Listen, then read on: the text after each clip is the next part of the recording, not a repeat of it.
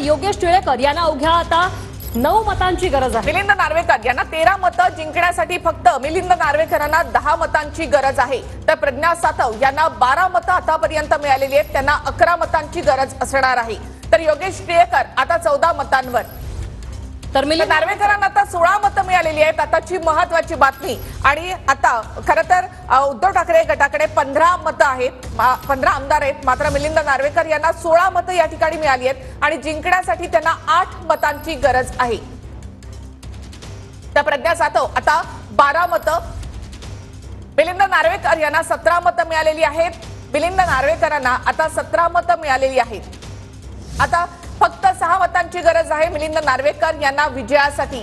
23चा कोटा ते आधी पूर्ण करणार का, याकडे देखील लक्ष असणार आहे। सातत्याने आकडे जे आहेत ते बदलत चाललेत। मिलिंद नार्वेकर यांना 16 मतं मिळालेली आहेत, अवघ्या 6 मतांची आता जिंकण्यासाठी त्यांना गरज आहे। तर प्रज्ञा सातव यांना 12 मतं मिळाली आहेत, जयंत पाटील यांना 2 मतं मिळाली आहेत। मात्र मिलिंद नार्वेकर विजयी कोटा पूर्ण करणार का, याकडे लक्ष लागलेलं आहे। लवकरात लवकर विजयी कोटा पहिला कोण पूर्ण करतो हे पाहणं महत्त्वाचं आहे। भावना गवळी यांना 3 मतं, तर कृपाल तुमाने यांना 7 मतं मिळालीत। राजेश विटेकर राष्ट्रवादी दादा गटाचे यांना 8 मतं, तर शिवाजीराव गर्जे यांना 8 मतं मिळालीत।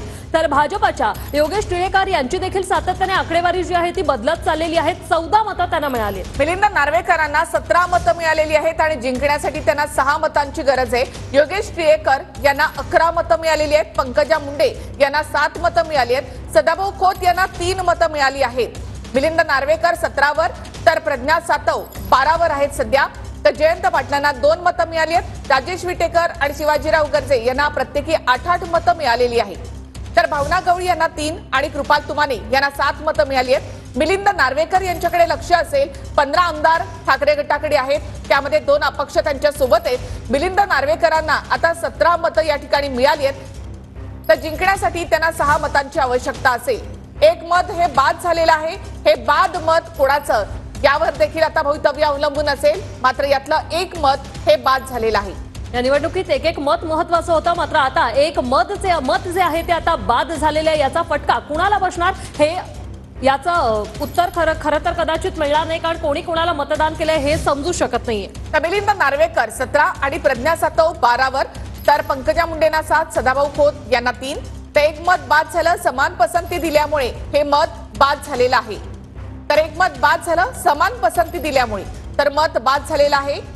पहिल्या पसंतीचा आणि दुसऱ्या पसंतीची असे आकडे यामध्ये टाकायचे होते, मात्र समान पसंती दिल्यामुळे हे एक मत बाद झालेलं आहे। या एक बाद झालेल्या मताचा फटका कोणाला बसणार हे पाहणं महत्त्वाचं असेल।